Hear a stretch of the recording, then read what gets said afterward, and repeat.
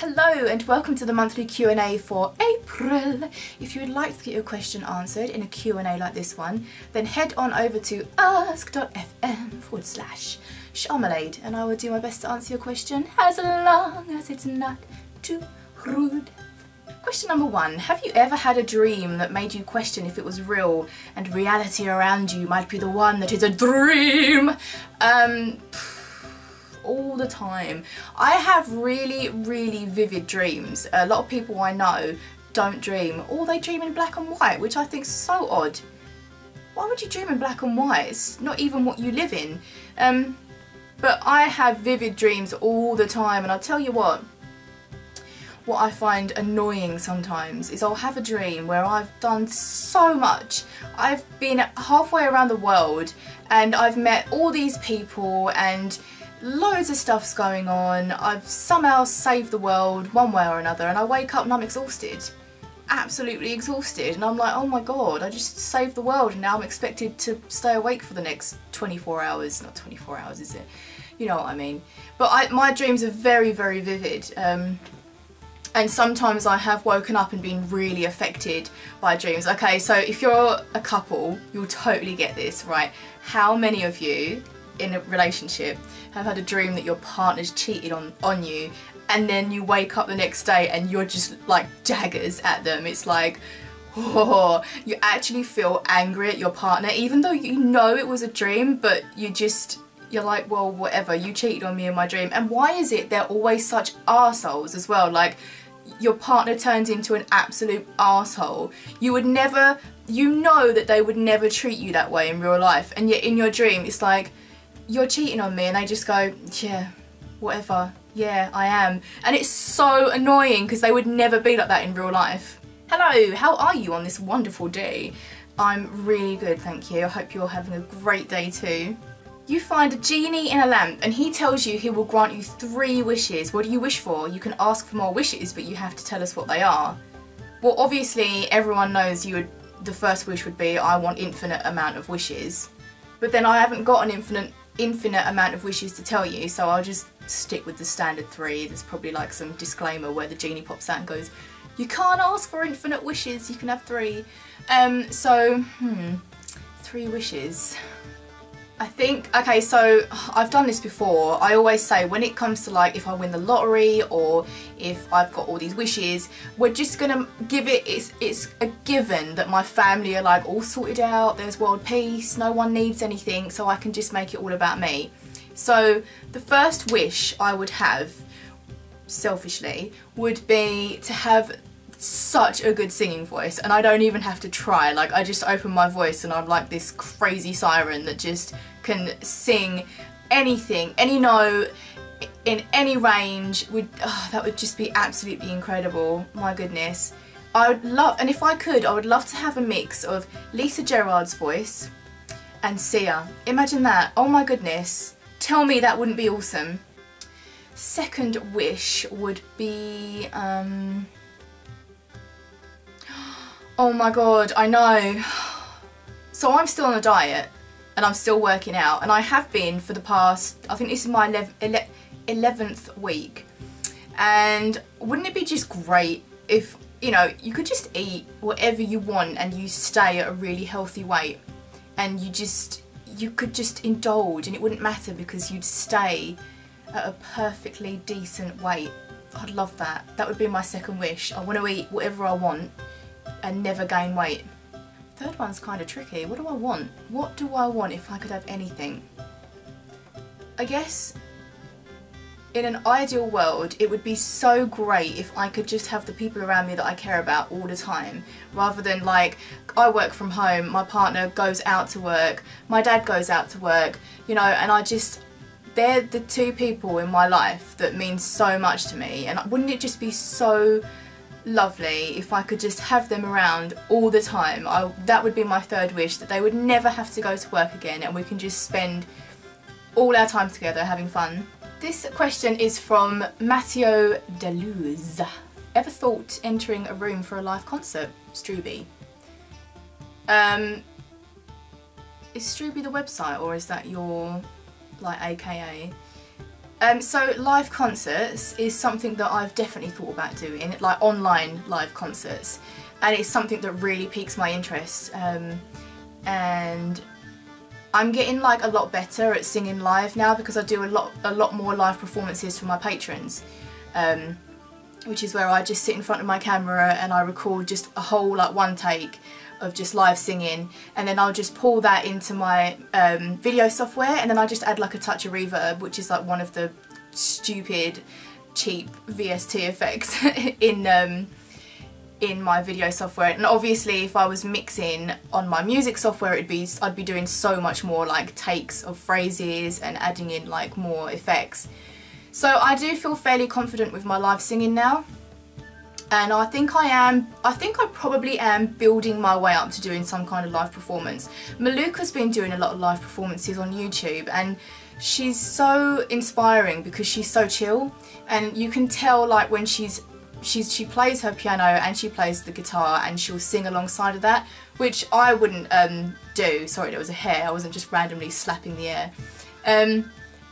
Because I don't think I'm not competent enough on my piano really. It would be the same generic arpeggio chords and you'd be boring. But she's like very inspiring to watch because she's very chill. So she'll sing, and if perhaps she plays the wrong chord, she just laughs it off, and it's very natural, and it's easy to watch and it's enjoyable to watch. And I've taken a lot from that, and I think that in the past when I used to live stream, a lot of people would say like, oh, sing this parody and sing that parody, and I used to get like freaked out and put on the spot, and worried that I would like duds everything. But it doesn't feel like I'm at that stage anymore. That was like 3 years ago maybe, and I feel differently about my voice now, and it is definitely something that I think I'm building my way up to. There is a reward on my Patreon page at the moment, where if I reach a certain amount of patrons, I'm going to do a pre-recorded live performance of 5 songs of like a mini concert, and it's all going to be like in one go. I'm not going to pause, load up a new song and then press record again. It's just going to be all in one whack. So it will be like kind of a live mini concert, but just pre-recorded, and I think that's going to be really good practice also to see the what's the word, like the durability of my voice. Can I go for 5, I think I'm doing 5 songs, and I want to see if I can do 5 songs. And I know that sounds really silly because it's like, well, singers should just be able to sing as much as they want to, but that's not how my voice works. My voice gets tired very quickly. I don't know why that is, I've never known why that is, but I want to make sure that I have got is durability the word? The resilience, like to keep going for 5 songs and know that if I did decide to actually do a proper live concert, I would be able to go from start to finish without losing my voice. This question is from Peter Ronning Solfeld. What is your favourite starting zone? Mine is the Blood Elf zone. Sometimes I make a Blood Elf just to do Eversong Woods and the Ghostlands again. Not so much because of the quests, but just because the way the zones look make me keep coming back. See, for me, like, that question isn't, I feel like I'm just gonna slate it a little bit because I have made so many characters. I'm proper altaholic. I've made so many alts, and it's got to a point where I start in the starting zones and I'm just like, oh god, I've done this so many times. And that's how I kind of feel when I make a new character now. I find it really hard to actually enjoy the starting zones anymore because I've just done it so much. I've played the heck out of World of Warcraft.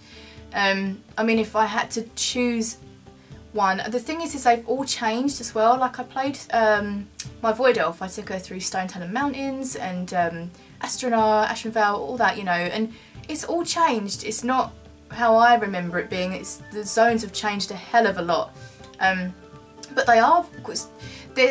It was enjoyable when I took my Void Elf through because I hadn't experienced the new like zhuzhiness of the sound. They've like really zhuzhed up the ambience and stuff, and the jungle sounds are incredible. So I guess that part of it is kind of new and enjoyable. But to be honest, like the starting zones for me at the minute, it's like, ugh, that's why I'm looking forward to BFA because it's all going to be new and fresh, and I'm just kind of playing other games until BFA's ready, and then I'm just going to go full throttle back into it again. What are your goals in life and YouTube? I think I had a question like this last Q&A. My goals in life and YouTube, I feel like I've kind of reached those goals, and I'm very content. I'm very content in where I am right now. I'm at a place where everything's kind of working for me and it's good. My YouTube is at a good place. I feel like I'm consistently gaining subscribers, which is good. So that means that I must be doing something right. And my Patreon's doing well, and it always has done well, so I'm really fortunate with that. I guess the only thing that would just, I guess it's not to do with career though, but the only thing that I would really like is to be in a position where my partner could possibly work part-time, because he got, so this is like a bit of a insight, but 2 years ago he got diagnosed with diabetes type 1, which was late onset for him. He was 37 when he got diagnosed with it, so it was like a huge change, and he had to get used to injecting and counting calories, carbs and all this. And it was crazy when he got diagnosed. I think like for the first week it was just every day in hospital, like he was on a drip and his blood sugar levels were like 24, and it was just really a crazy week. And it was just a crazy time in general, because it was such a weird thing to happen. And neither of us suspected that it would ever be diabetes, because he just was really thirsty all the time and nothing was sating that thirst, but apart from that he didn't really have any other symptoms.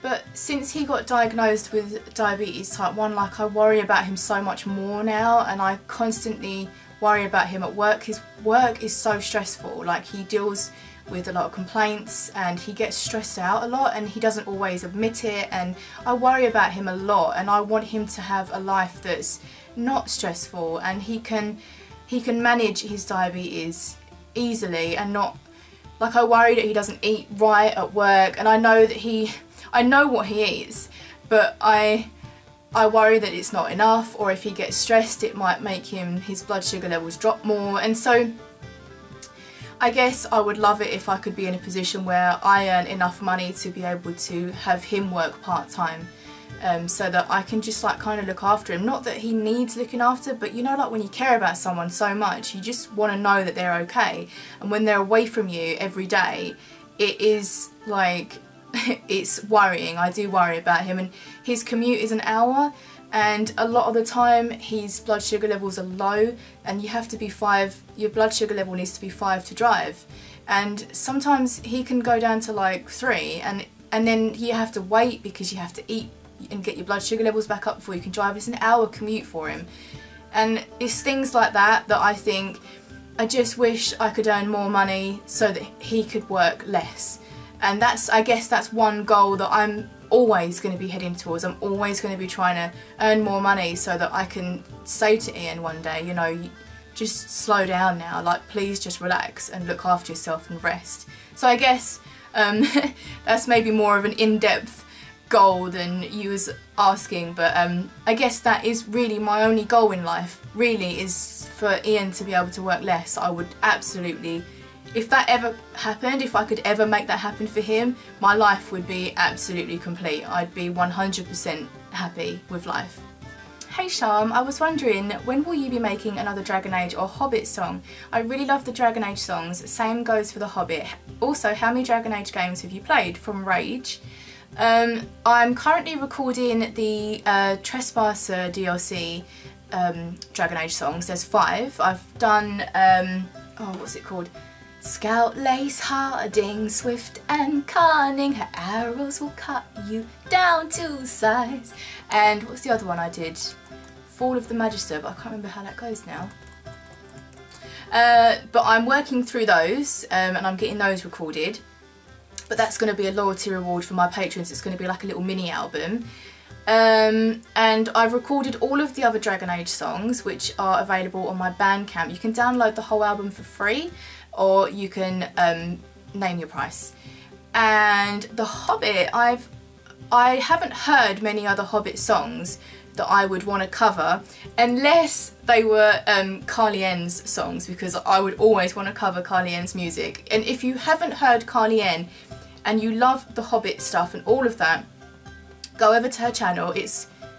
It's Heart of Snow 23, I think, or you can just type Carly N Reynolds into YouTube, and her channel is all about that, and you will love it. She's done one of my favourite ones that she did, I don't know if it was The Hobbit or The Lord of the Rings, I always get them mixed up, but it was Smaug. She did a song about Smaug, and it's incredible. The video is incredible and the song is incredible, and you need to go and hear it, like right now.